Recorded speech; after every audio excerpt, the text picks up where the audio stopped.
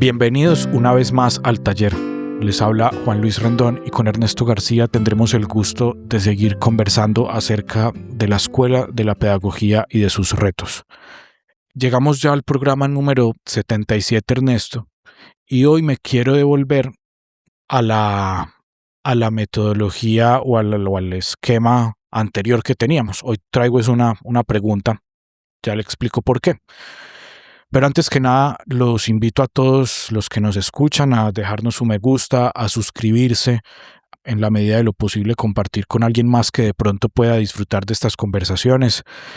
Créannos que hacemos un esfuerzo muy grande semana a semana para llegar a ustedes y que estamos muy satisfechos con estos resultados, pero eso, o sea, ayúdennos a ampliar esta comunidad porque finalmente esa es la idea. La idea es crear espacios, crear, voy a decir incluso organizaciones alrededor de preguntas puntuales, por ejemplo, alrededor de la pregunta por la escuela hoy. Entonces, qué rico que este espacio nos permita sentir que no estamos solos en este internet, en este interés por la escuela hoy en día.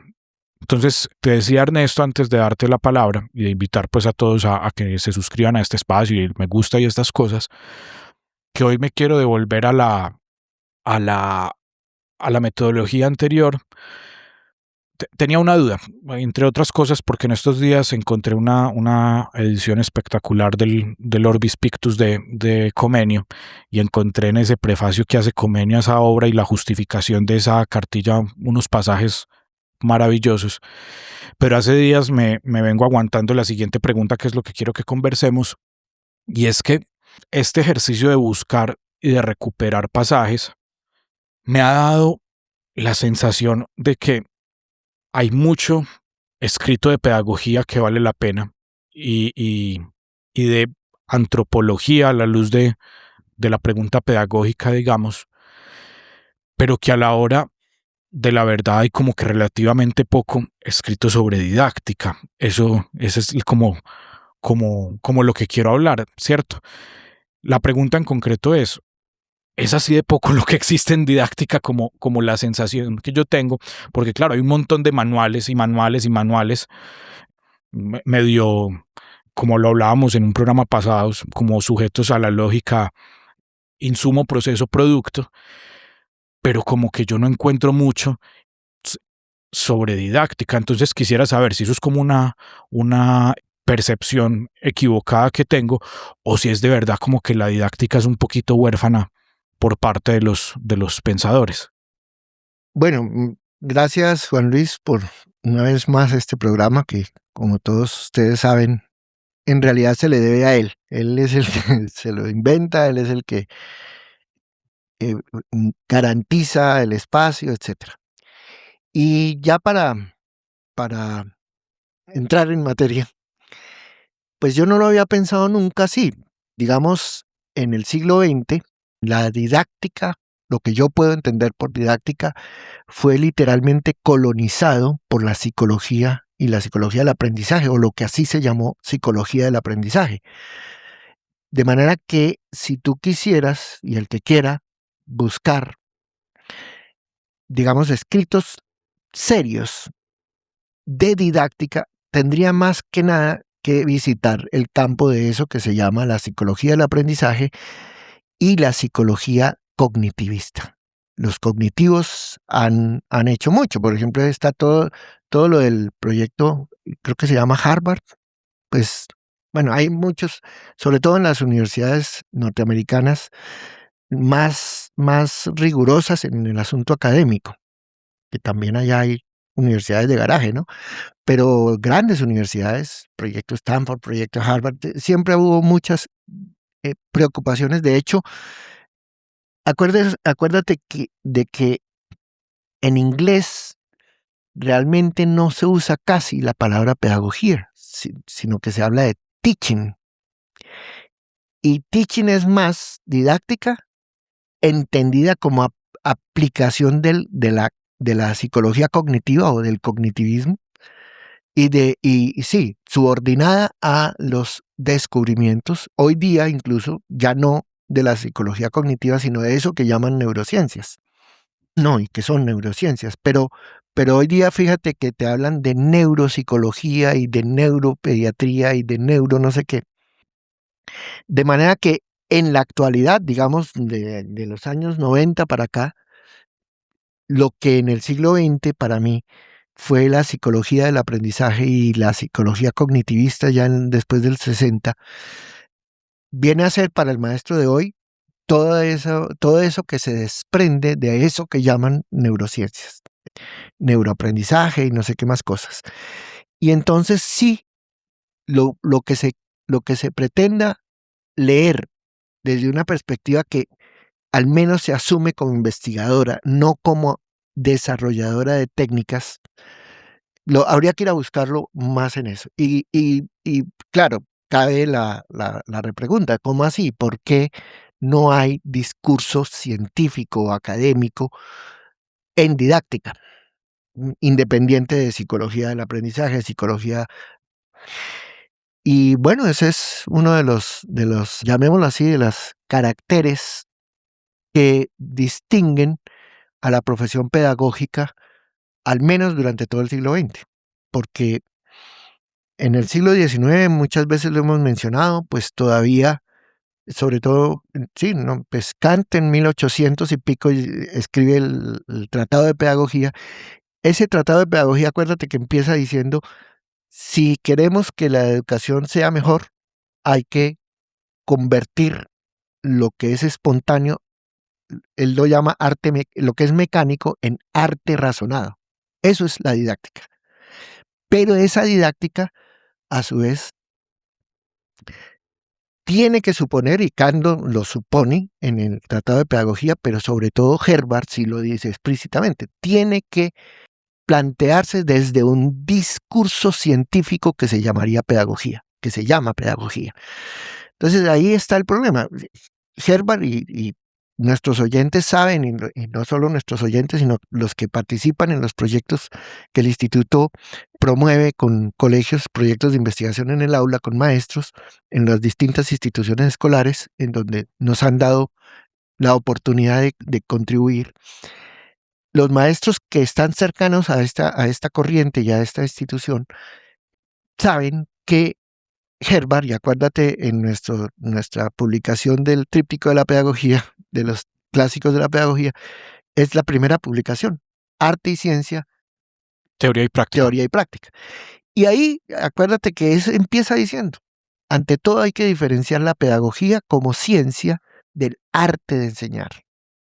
¿Y cuál es la diferencia? La ciencia es razonar, es filosófico, tiene que hacer, bueno, pero el arte de enseñar no se puede poner a cavilar. El arte de enseñar está gobernado por el tacto pedagógico y por bueno, y ahorita digo el tacto pedagógico, pero él dice por el tacto pedagógico y por los resultados de aula, los resultados del proceso real de aula. Entonces, ¿cómo es que el maestro que quiere ser buen maestro y que quiere ser profesional, a diferencia, digamos, del maestro espontáneo, o sí, profesional, cómo es que, para qué le sirve estudiar y tener a su disposición un cuerpo académicamente establecido de didáctica, no solo un discurso académico de pedagogía, sino un cuerpo académico de didáctica, un manual, llamémoslo así? Le sirve porque ese es, digámoslo así, el, el, el pastel que uno tiene para entrar al aula con fuerza. ¿Y cómo es eso? ¿Qué es lo que la didáctica, así concebida como la concibe, como, al menos como nosotros leemos que la concibió Herbart en 1806? La didáctica es una doctrina, ojo, que no es lo mismo que un discurso académico, una doctrina. La doctrina es un conjunto de principios y reglas que no se ponen en discusión. La doctrina que cada institución, cada equipo docente adopta para, digamos, darle sustento racional a la actividad impredecible, impredeterminable y siempre original del maestro en aula. Entonces, un ejemplo, en este colegio vamos a practicar, vamos a construir una didáctica que se enfoque en la creatividad regida por reglas. Ese concepto, creatividad regida por reglas, es un concepto de Chomsky, cuando define la competencia. Pero en este colegio los maestros tienen que saber cuando entran al aula que la creatividad de sus alumnos depende de la creatividad del maestro a la hora de concebir, planificar y microprogramar cada hora de su clase. Entonces, esa es una doctrina. No te pido que creas, que discutas la validez, no, te digo, así es como debes funcionar en este colegio. ¿Qué entiende usted por su creatividad? Mire a ver, si quiere yo le ayudo a pensar cómo se hace más creativo, pero su tarea en este colegio es ser más creativo en relación con sus objetos y sus programas de enseñanza, ¿sí? Entonces, pues claro, una doctrina no se refiere solamente a la definición más general del enfoque, que sería creatividad regida por reglas, sino que, bueno, ¿y eso con qué se come? Entonces, la creatividad regida por reglas planifica desde una perspectiva de diagrama epigenético de la razón. ¿Y eso qué es? Bueno, entonces ahí se construye un cuerpo didáctico que, como digo, como nos pedía Herbert, no es para estar discutiendo ni poniendo en duda la validez. Eso es una doctrina que, claro, tiene un proceso previo de investigación, de discusión académica. Para eso están los comités sí, se llaman comités o académicos, consejos académicos. comités o consejos de maestros, etcétera, y tiene toda una parafernalia académica, pero no academicista. Ernesto, pero permítame que lo interrumpa un segundo, porque pues yo en general soy muy respetuoso de que usted desarrolle su discurso, pero hoy sí me pica la lengua Sí. en el siguiente sentido. O sea, estoy de acuerdo con usted. Cada maestro y sobre todo cada equipo docente encuentra formas para armar y legitimar el contenido de su enseñanza, ¿cierto? Pero el maestro particular y hasta de pronto el equipo que se plantea la pregunta, ¿cómo enseño? Voy a decir cualquier cosa. A mí yo no sé por qué siempre se me ocurren esos ejemplos de la matemática, pero bueno, ¿cómo hago para enseñar mejor el teorema de Pitágoras? ¿O cómo hago para enseñar mejor, no sé, los casos de factorización? Cualquier cosa. Claro. O sea, ese maestro ¿a dónde acude? O sea, todos los maestros acudimos a cosas para preguntarnos qué voy a enseñar, ¿cierto? O para preguntarnos qué voy a enseñar. Pero cuando nos preguntamos cómo enseño mejor esto que decidí que voy a enseñar, nos sentimos como más huérfanos, de verdad, y es donde yo siento que tal vez hay como un vacío, no sé si de verdad en lo que la cultura ha producido o en nuestra formación, pero ¿cómo mejoro mi enseñanza si es una pregunta que está como más huérfana? O en ambos planos, la cultura y la personalidad. Este giro de la conversación me permite sacar mi as de debajo de la manga, porque esa pregunta es una pregunta muy básica. Me la hice hace muchos años, muchísimos, e hice experimentos en los años 80, en el taller pedagógico, en los 80, sobre todo, sí, fines de los 80 y principios de los 90, hicimos experimentos específicos para mostrar eso. ¿De dónde saca el maestro qué debe enseñar? Y sobre todo, cómo abordar lo que hay que enseñar. Más allá de cualquier discurso cognitivista o crítico, o historicista o lo que sea, el primer referente es cómo me lo enseñaron a mí. Y ese es digámoslo así, la llave maestra de la didáctica. Cómo me lo enseñaron a mí. Entonces, un comité académico que quiera discutir, bueno, en este colegio, bajo creatividad regida por reglas, pues el enfoque de creatividad regida por reglas, que nos exige esto y que nos manda aquello y que nos prohíbe esto, ¿sí? ¿Cómo debe enseñarse?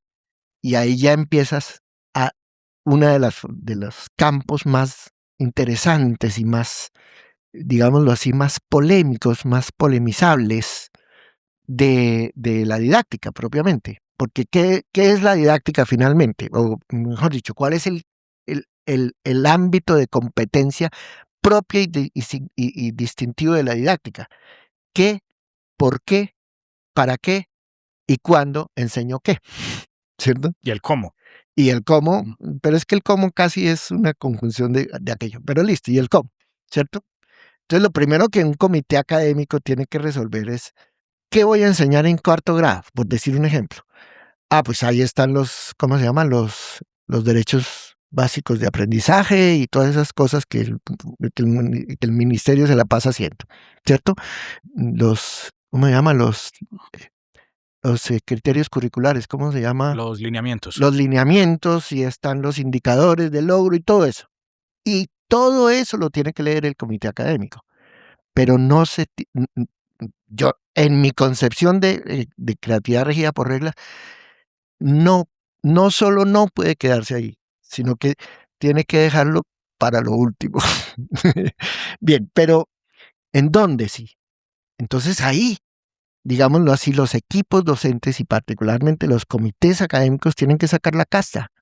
Y entonces, Qué por pena, ejemplo, Ernesto, que lo interrumpa, pero una maestra brillante que conozco, ella siempre ha defendido algo que, y además lo dice de una manera muy dura. O sea, el maestro que se deja encarcelar por los lineamientos o es porque se quiere encarcelar solito. porque es perezoso, cuando no hago otra cosa peor. Claro, claro. Pero no descalifiquemos así tan fácil. Es porque al maestro desde muy temprano se le ha negado la creatividad para trasladársela al niño. Pero qué pena, Ernesto, hoy, o sea, otra vez nos estamos yendo al qué se enseña y yo de verdad No, hoy sí quiero, pero a vamos es eso al voy. cómo. Ajá. Es que, ¿qué se enseña? Cómo se enseña depende de qué y a quién y en qué momento. Entonces, volvamos al caso, cuarto grado. ¿Qué voy a enseñar? Bueno, hay que enseñar mínimo las materias obligatorias. ¿Cuáles son las materias obligatorias? Matemáticas, lenguaje.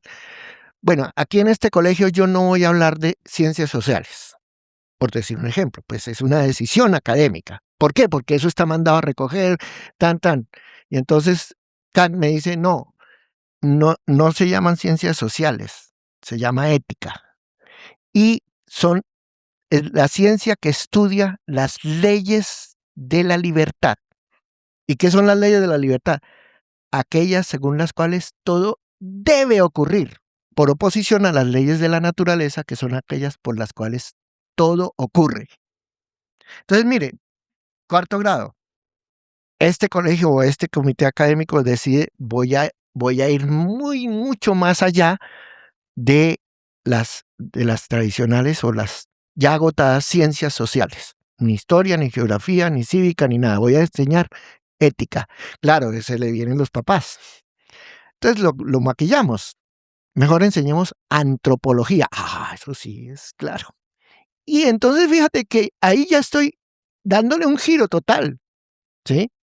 Porque si yo voy a renunciar a enseñar historia en el sentido convencional y agotado de historiografía, pues tengo un método. Pero si yo lo que necesito es, en cuarto grado, que esos muchachitos y muchachitas de este año en cuarto grado se enamoren de la pregunta por el salto del estado de naturaleza al estado de cultura. O sea, la famosa discusión sobre el eslabón perdido. Pero para eso tengo que enseñarles primero que nada evolución. Bueno, listo. Entonces, pero son niños de cuarto. Los niños de cuarto de hoy no son ni mucho menos los niños de cuarto que yo fui. Yo, Ernesto, ¿cierto? Pero por más allá de todas las diferencias, yo sí tengo, de todas las distancias que hay entre el niño de cuarto que fui yo y los niños de cuarto que son hoy, yo tengo ya pues mucha experiencia, yo sé, muchos niños de cuarto han pasado por mis ojos de maestro.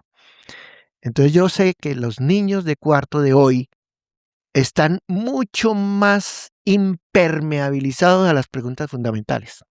¿De dónde vengo y para dónde voy? Y cosas así, porque ya el algoritmo le explicó de dónde viene y para dónde va. viene de sí y va para sí. Se acabó. Y entonces venga y jugamos en los jueguitos y venga y monte una imagen un reel en TikTok y uff, se está haciendo grande. Entonces, bueno, si yo decido que voy a enseñar antropología en 4º grado, ahí mismo estoy tomando decisiones sobre cómo. Pero antes que las decisiones sobre cómo, tengo que decidir por qué y en 4º grado. ¿Por qué eso y por qué en 4º grado?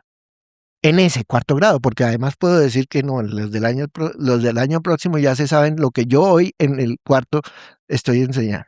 Ya tengo una experiencia. Entonces, ese es el trabajo de la construcción de didáctica. Los equipos docentes tienen doctrinas, por ejemplo esa. En 4º ya no enseñamos historia y geografía, sino que enseñamos antropología. ¿Y qué incluye antropología? Entonces, claro, contrastamos. Ahí es cuando decidimos contrastar. Bueno, ¿qué decían o qué dicen? Todavía siguen diciendo los lineamientos curriculares. ¿Qué dicen los derechos básicos de aprendizaje? Ah, sí, chuleado. Eso no me sirve. Voy mucho más allá de eso, pero no desdeño eso, ni mucho menos. Y entonces, la construcción del método, del cómo, porque una cosa es el método y otra cosa es la ejecución de la enseñanza, el arte de enseñar. Pero el método, un método crítico, hermenéutico, un método de creatividad regida por reglas, pues tiene unas prescripciones, el método. Pero el tacto suyo ya es problema suyo. Entonces, ahí es cuando viene la pregunta, bueno, ¿y cuándo a mí me hablaron por primera vez de evolución? ¿Y qué impacto tuve yo con eso?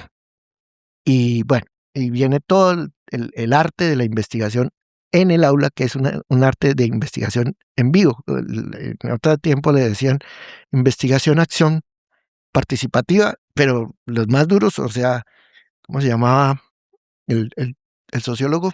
Farsborda, que fue el que se inventó ese concepto, decía investigación-acción militante. ¿Cierto? Y usted es, maestro, usted es un militante de la ética, no de la ciencia ni nada de esas cosas, también de la ciencia, pero de la ética, de la moralidad pública. Bueno, entonces ya investigación en el aula significa que yo conozco, valoro y cuento con el patrimonio lingüístico del grupo, que no es la sumatoria del patrimonio lingüístico de cada uno, sino cómo hablan cuando están hablando de su vida.